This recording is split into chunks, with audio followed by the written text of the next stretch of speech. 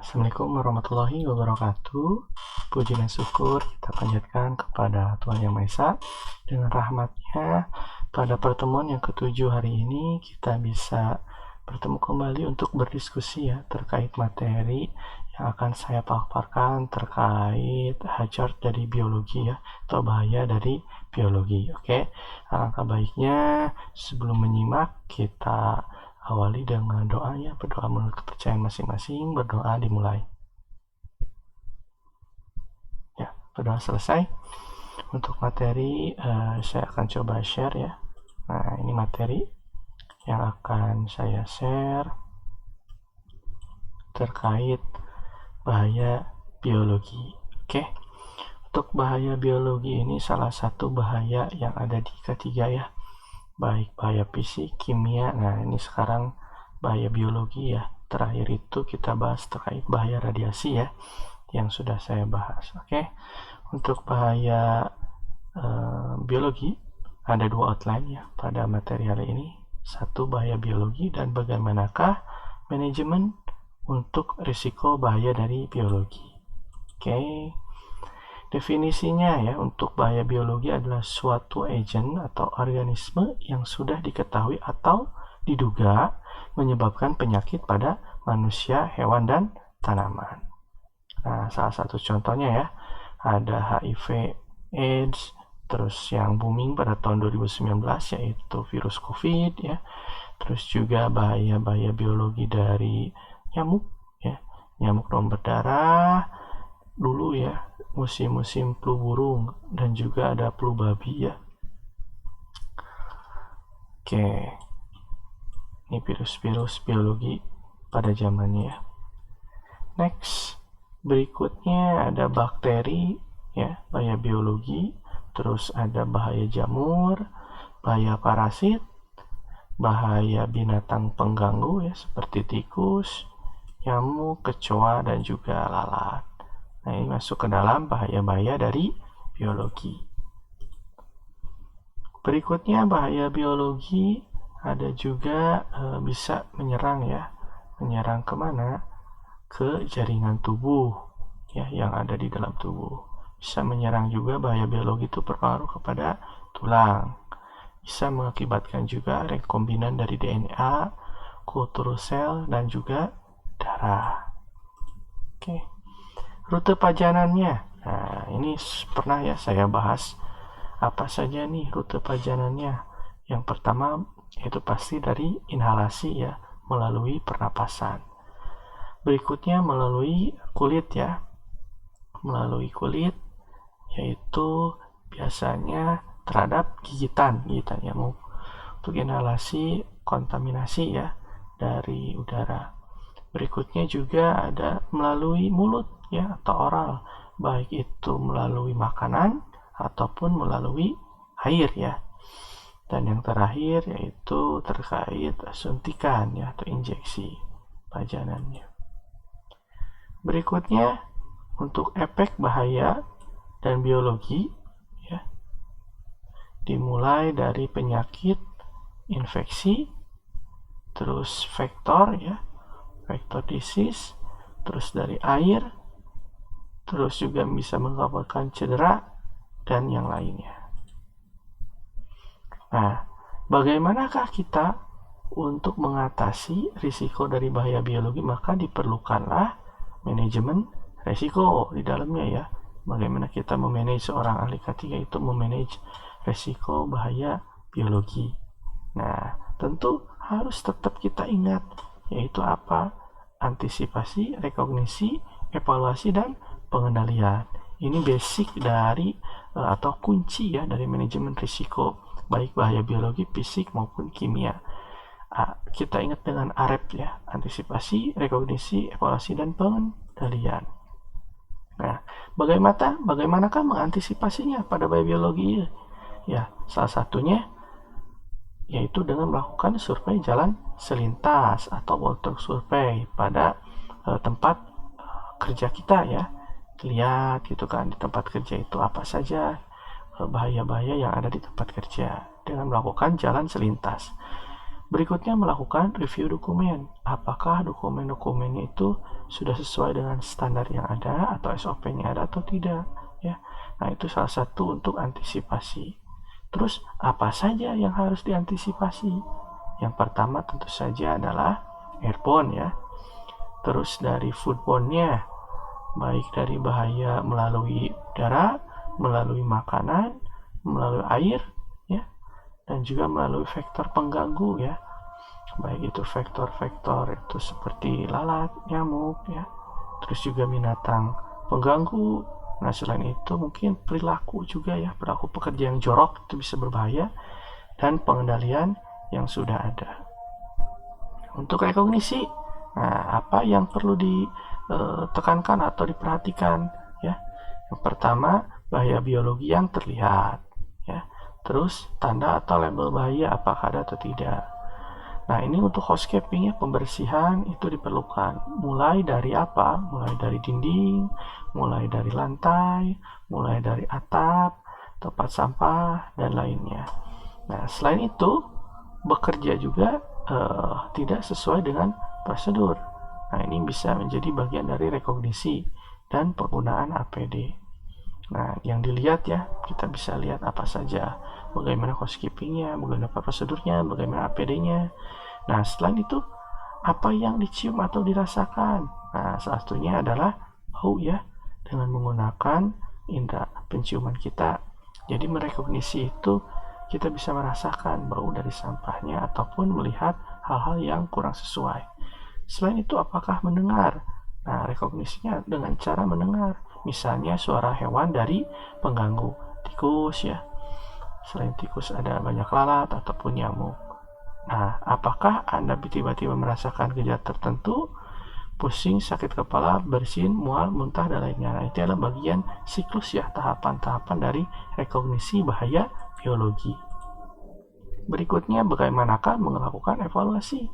Nah, kita bisa melakukan sampling larva dari nyamuk, ya, baik itu genang-genangan air yang ada di tempat kerja kita ataupun dari jentik-jentik penampungan air. Nah, selain itu ada juga menggunakan sampling lalat, ya. Ada sampling lalat atau pohon lalat.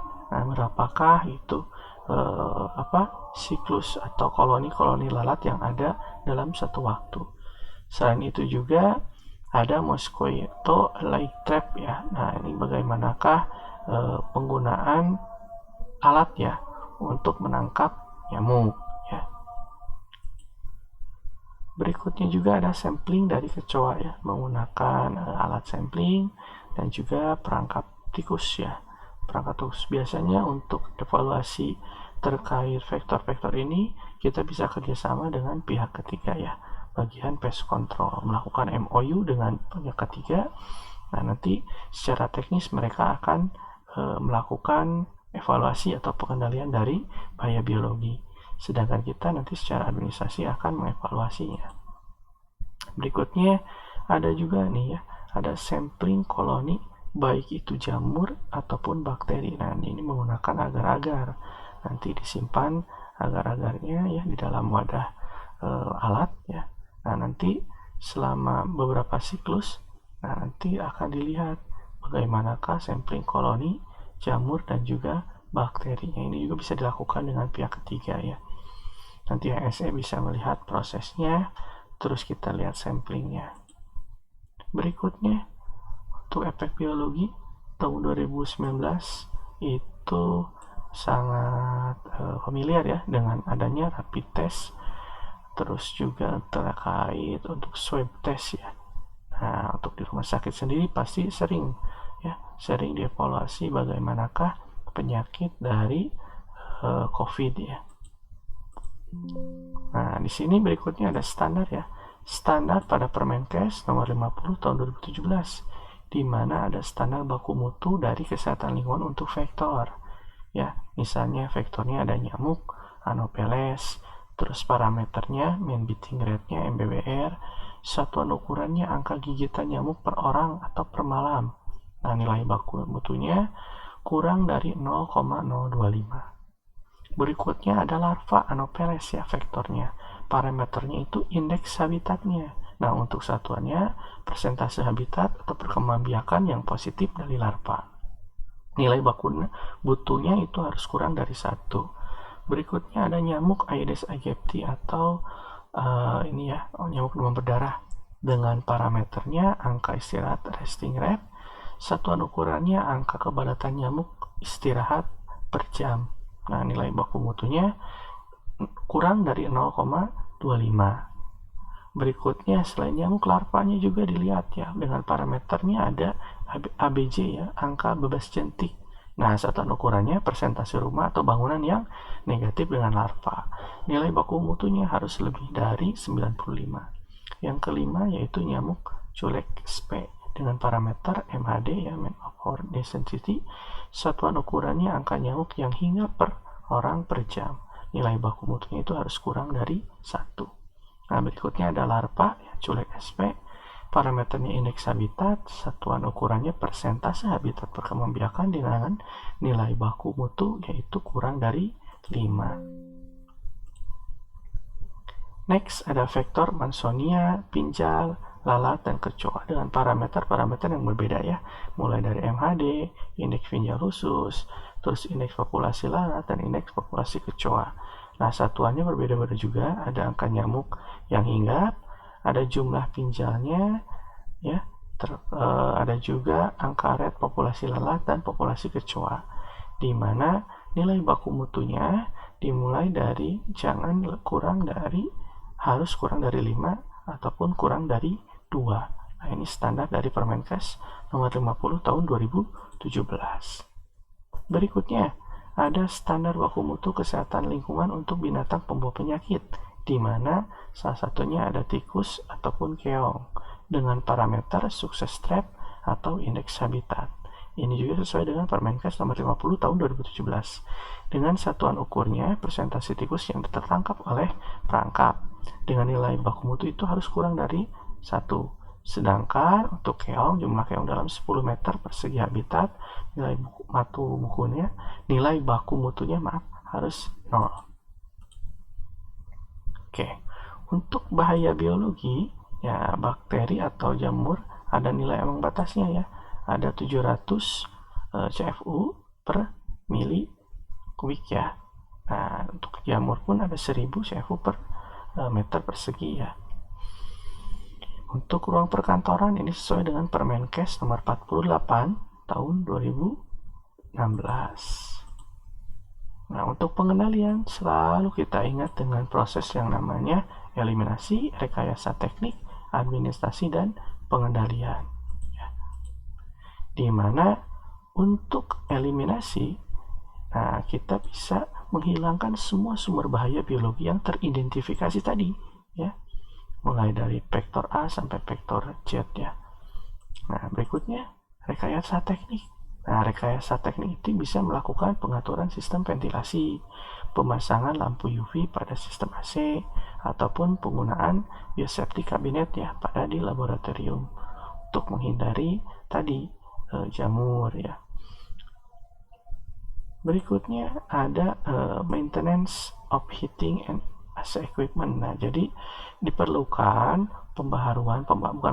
pemeliharaan ya secara berkala terkait alat pemanas dan juga pendingin ya, karena biasanya alat pemanas atau pendingin itu bisa mengakibatkan kotor ya di dalamnya, sehingga akan menimbulkan efek biologi yang kurang baik bagi kesehatan. Nah, adapun adequate ventilation ya, bagaimanakah indoor quality-nya itu bisa dilaksanakan mulai dari input masuk udara gitu kan sampai dengan output keluar udaranya ya. Nah, untuk administrasi tentu saja kita bisa melakukan housekeeping ya, melakukan desinfektan, pembersihan, juga terkait pest control, vector control program, terus apalagi program-program personal hygiene ya, dan juga hazard communication. Selain itu, menjalankan standar operasional prosedur itu salah satu juga bagian dari administrasi, melakukan edukasi kepada pekerja ataupun kepada lingkungan kerja ya, misalnya cara menghadapi hewan pengganggu atau penanganan dari benda tajam. Nah, pelaksanaan asesmen ini harus dilakukan secara berkala. Nah, untuk administrasi salah satunya pada COVID ya, atau virus-virus yang menular itu bisa melakukan dengan physical distancing. Nah, di sini ada salah satu contoh ya, penanganan benda tajam menggunakan alat. Jadi untuk dipatahkan jarumnya itu tidak menggunakan tangan atau dibengkokkan, tapi menggunakan alat dan dimasukkan ke dalam limbah medis ya, ataupun ada kardus bentuknya atau box ya, seperti itu. Nah, selain itu kita bisa melakukan ini ya, sign-in atau pemberitahuan ya terkait bahaya-bahaya yang ada di tempat kerja. Nah, misalnya dengan menggunakan melaksanakan labeling ya dari alat-alat yang menimbulkan bahaya-bahaya dari biologi ya. Next, untuk APD, cara manajemen resikonya. Nah, salah satunya ada face shield ataupun masker apabila di area kerja dengan bahaya biologi yang tinggi ya. Nah, ini disesuaikan untuk maskernya berapa lapis ya, untuk apabila untuk bahaya biologi. Sarung tangan, baju kerja lengan panjang ataupun celananya yang panjang untuk di area-area industri yang terpapar bahaya biologi yang sangat tinggi. Oke. Maka untuk APD ya di laboratorium atau di fasilitas kesehatan. Nah, di sini ada laboratori ya, sarung tangan, sepatu ya, pelindung wajah, dan juga ya sepatu tadi ya. Nah, untuk laboratori coat itu tidak dipakai di luar lab ya. Salah satunya harus dipakai di dalam lab untuk bajunya. Terus menggunakan lengan panjang ya. Para ilmuwan itu jarang menggunakan tank top ya. Dia pasti menggunakan lengan panjang untuk outfit bajunya ya. Terus sampai ke bawah lutut bajunya. Setelah itu dicuci setelah dipakai, jadi tidak dipakai lagi ke rumah.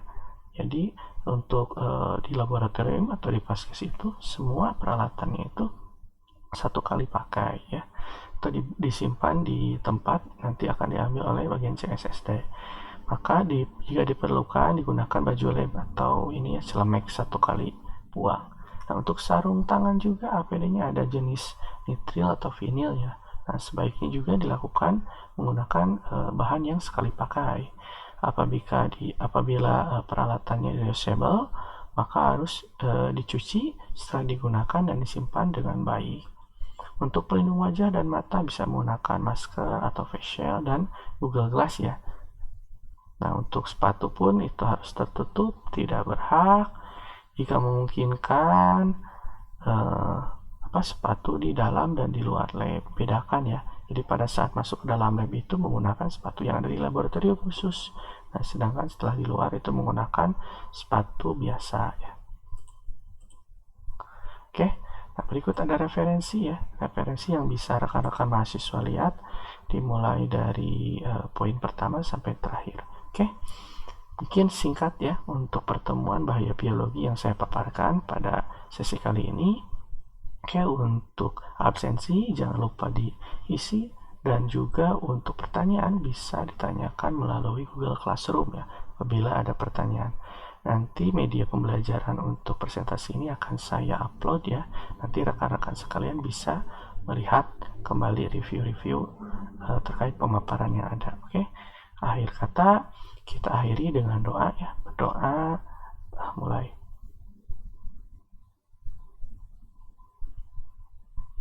Berdoa selesai. Terima kasih atas waktunya. Salam sehat untuk kita semua. Billahi taufiq wal hidayah. Wassalamualaikum warahmatullahi wabarakatuh.